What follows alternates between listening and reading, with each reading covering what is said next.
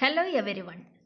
Unit commitment problem is actually a pre-dispatch problem where the available generating sources are selected optimally so as to meet the expected load with a specific margin of reserve.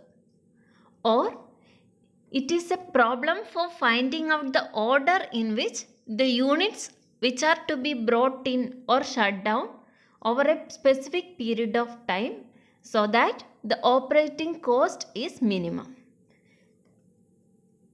There are different methods for solving the unit commitment problem. The main three methods are priority list method, dynamic programming and Lagrangian multiplier method. In this video, we can discuss the methods for solving the unit commitment problem in detail. So, the three methods are the priority list method, dynamic programming and Lagrangian multiplier. First, we can see the priority list method. This is the simplest method in which there will be a priority list which is prepared depending on the unit fuel ratings. It is a simple shutdown rule method. We can see this method using an example. First, consider 3 units with maximum and minimum capacities as given in the question, and the cost function is also given.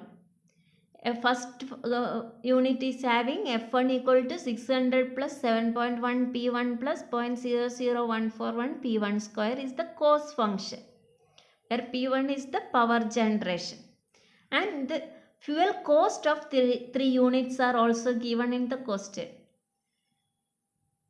So, we can find the average cost for 3 units. For finding the average cost, in the fuel cost function, we can substitute the maximum limit of the power. Here, for the first unit, the maximum limit is 600. We can substitute P1 equal to 600 and find the value of F1. F1 equal to 600 plus 7.1 into 600 plus 0.00141 into 600 square. Then we will get the fuel cost as 5367.6 mega BTU per hour.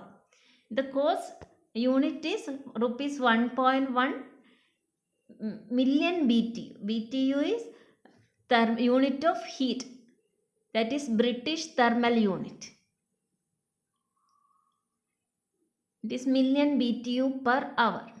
Hence, we can find the full load average production cost. The average production cost is the total cost divided by the maximum power 600 into the fuel cost, that is rupees 1.1 per million BTU. Into 1.1, we will get 9.84 rupees per megawatt hour. Similarly, we can find for second unit. The second unit we have maximum as 450 megawatt. Substitute that value and find the fuel cost and find the average production cost. Then we will get 9.455 rupees per megawatt hour. Similarly, we can calculate for the third unit also. Then we will get the average production cost as 11.45 rupees per megawatt hour. By considering 3 units, we can say that the minimum fuel cost or the average production cost is minimum for the second unit. It is 9.455 rupees per megawatt hour.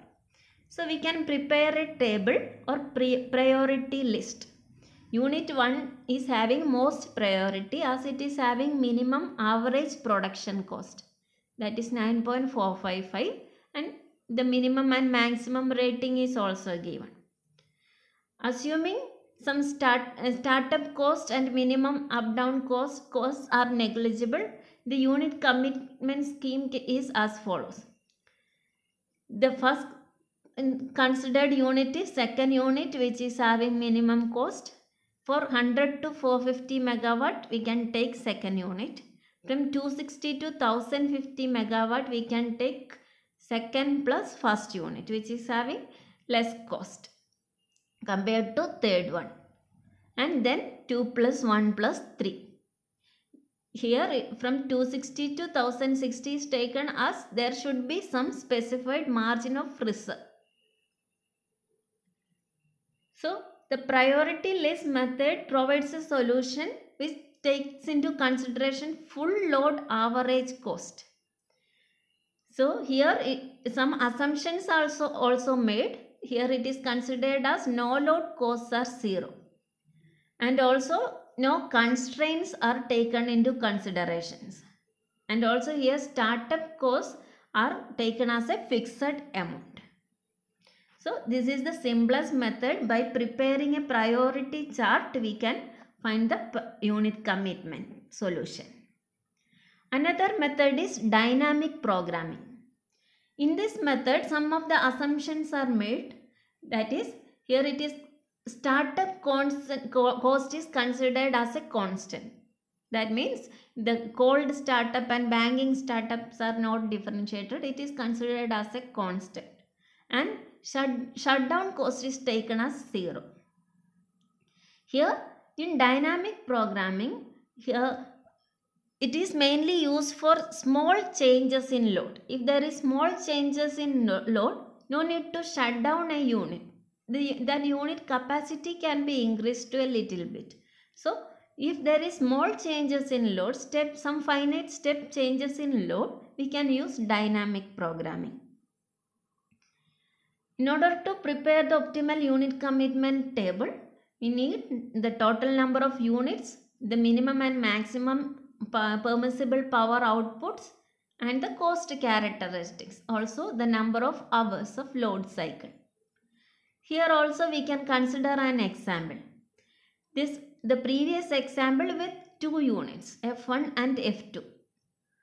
Here F1 max and F2 max is given, and for doing the dynamic programming, first we have to consider a load of 500. If the load is 500 megawatt, first we can consider the first F1. F1 is having a rating of 600 megawatt, maximum rating of 600 megawatt. So we can consider F1 is providing maximum power output of 500 megawatt, total load of 500 megawatt, and we can substitute 500 for the fuel function and find the cost. F1 equal to 7.1 into 500 into 0.00141 into 500 square. Then we will get a cost. Then we can go on to next step. There we can consider the F1 first unit provides 400 megawatt and the second unit provides is 100 megawatt. Here the second unit having minimum capacity of 100 megawatt. So we have to take at least 100 for the second unit. Substitute that values for F1 and F2 and find the total cost. It is 3865 rupees. Then similarly we can go to the next step. Reduce the power in output of first generating unit as 380 and increase the second generation as 120. We have a change of 20 units, 20 megawatt step change. Then find the value of F1 and F2 and total cost. It is 3865.68. Similarly, we can move on to next step with 360 and 140 loadings. And we can find the cost. From these 4 steps, we can see that the cost is minimum when F1 is producing a power of 400 megawatt and F2 producing a power of 100 megawatt. That is 3865. Then the cost is increasing. So we can say that optimum unit commitment is obtained when F1 is producing 400 megawatt and F2 second unit is producing 100 megawatt. Similarly, we can consider the second case or second load condition with 550 megawatt. If it is 550, first unit itself can provide 550 megawatt. So we can check for cost of F1 550, find the value. Then we can go to the next step with 450 and 100, find the value. Then 400 and 150, find the value, 350 and 200. We have done 4 steps, and from the solution we can see the 400 and 150 combination will give minimum cost. So your optimal unit commitment is with first unit providing 400 megawatt and second unit providing 150 megawatt. So in dynamic programming there is a step-by-step procedure, but if there are number of generating units and there is large variation in load, it is a difficult task for computing the unit commitment problem. If there are small number of units and there is only certain small change in load, we can use the dynamic programming method. After getting these values, we can find these values and we can make some curve, and by using curve fitting rule we can find the most suitable unit commitment. Another method is Lagrangian relaxation method. We have already said in dynamic programming has some difficulties in computation if there are large number of units in the power system. These disadvantages can be avoided in Lagrangian method, but it has its own computational problems, complex computations. In Lagrangian method, in unit commitment problem, it is mainly based on for connecting or disconnecting to the bus bar. So there is two conditions. The unit is offline or online. So we can define a function ui in t that is equal to 0 if unit is offline, or which is when not connected to the grid system, and it is equal to 1 if the unit is online. And in Lagrangian method, relaxation method, here we are considering equality and inequality constraints also. As in economic dispatch problem, the equality constraint to be considered is the load demand should be equal to the power generation. Here the sum of the power generation is multiplied with ui, that is the condition of the system. It is 0 or 1 depending on the condition of the system. So power generation multiplied by ui should be equal to the load demand, that is the equality constraint. Inequality constraint to be considered is the active power limit. We have in the problem, we have seen there is a limit for minimum and maximum value of active power, that we have to consider.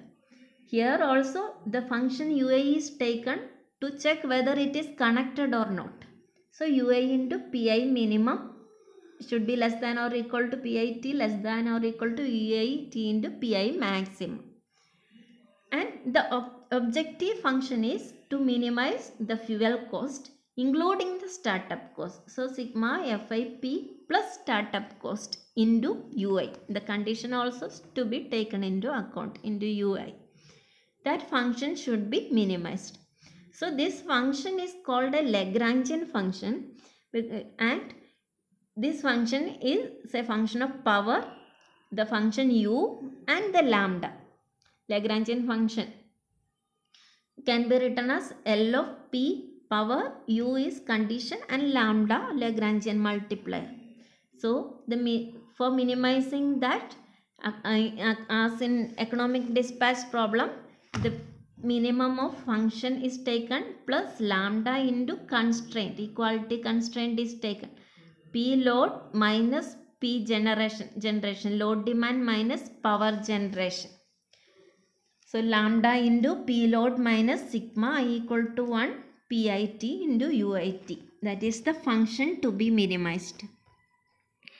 In this case, another factor or another function taken is Q of lambda.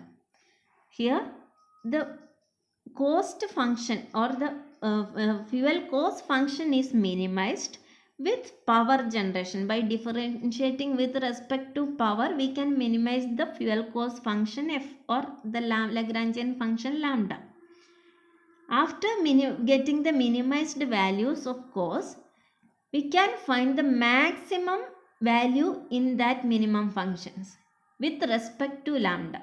We have different values of lambda. We are assuming different values of lambda. With different values of lambda, we can solve the minimization problem, and from that values, we can find the maximum of that minimum values. If q lambda is minimum function obtained, then q star will be maximum of that q's. That is with respect to lambda by using different values of lambda. And another term is J star, that represent total generation cost by using by solving the system problem by using economic dispatch. So J star also can be found out. Then we can solve the Lagrangian multiplier using this flowchart. First, we can assume a value of lambda and time t, and for convergence criteria small e can be set. Set the value of k equal to 0 and take unit 1 n equal to 1. Then apply dynamic programming method with 2 units and find the value of power, and also find the state UIT, whether it is on or off, by using dynamic programming. Then increment the unit and take the next unit 2 and check whether if all the units are accounted, then do the dynamic programming for all the units. After that, determine the value of q star. Q star is the maximum of these minimum functions by using different values of lambda. That can be found out. And also solve the economic dispatch problem and find the value of J star by equal incremental cost method. We can find J star. Then calculate relative dividing gap J star minus Q star by J star. If it is less than the small value convergence criteria E, then we can stop the process. Otherwise, we can update the lambda and do the complete process once more. This is the procedure for Lagrangian solution method. So, the main 3 methods are discussed in this video, and we can see some more problems related to economic dispatch and the unique commitment problem in the next class. Thank you.